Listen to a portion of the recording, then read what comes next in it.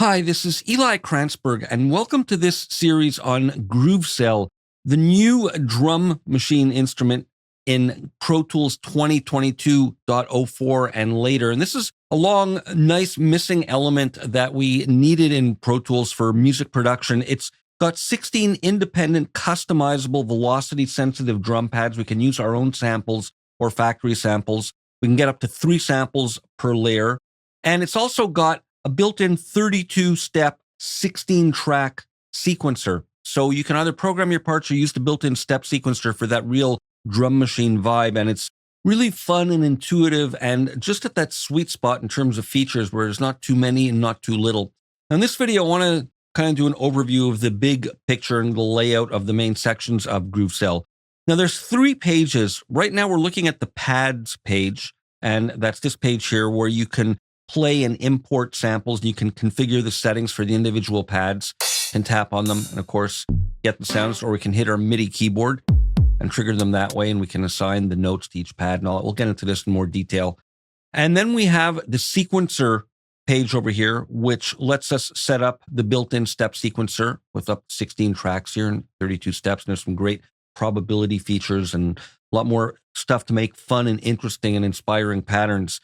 And then the third page is the effects page, which we get to over here, which lets us configure global effects that we have over here, and then bus, reverb, and delay settings that we have here for the send effects.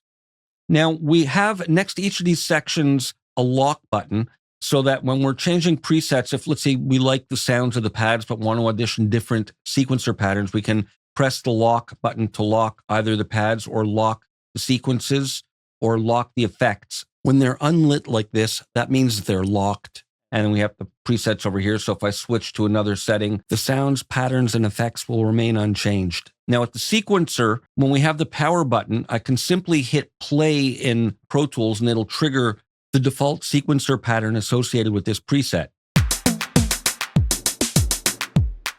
So that's from Bristol's Beat 90. And if I switch to another preset, everything should remain pretty much the same due to the locked status. So here I'll unlock the pads so that they'll change when I switch presets. However, the sequencer and effects will remain locked.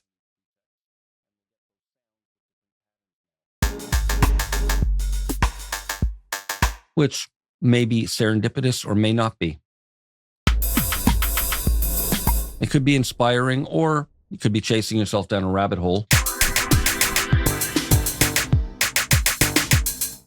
But the idea is you can get inspiration that way. Here I'll try the opposite, where I leave the pads locked, but unlock the sequencer patterns so that they'll change.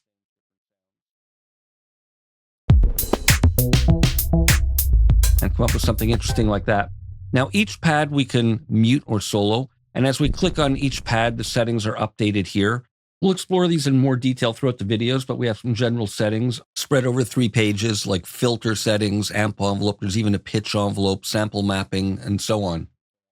And we have the sequencer play button. So when this is on, I can hit play and the transport in Pro Tools will trigger the pattern here, which is great, I think, for a songwriting tool as you're working out general ideas. But you also can have this on and trigger it manually here. Let me just mute this. I don't like that sound with this combination of sound and sequence. So we can get the pattern here, which is great when you're working on the sequencer and trying different things. You can audition your changes easily here without having to play back your whole Pro Tools session. Now, we also have the multi-out button, which is self-explanatory. It allows us to assign the individual pads to multi-outputs, and within each pad, again, they update depending on what we select here. We can set the output routing here. And we have a volume slider, which adjusts the slider for the main output gain for GrooveCell, but it has no effect on any of the individual outputs if you're routing sounds to the individual outs. And then finally, we have an export button up here, and it's really full-featured export function. We can export the MIDI, the lanes, the audio, or the sample from any or all of the pads and sequences. We'll, again, explore all this in detail. And we have this send effects button as well, which will enable or disable all the pad effect sends, meaning these sends to the reverb and delay. So whatever levels we have on the different pads, we can globally toggle them all on or off together with that. So that's the big picture, the main layout. We'll continue with more in the next video.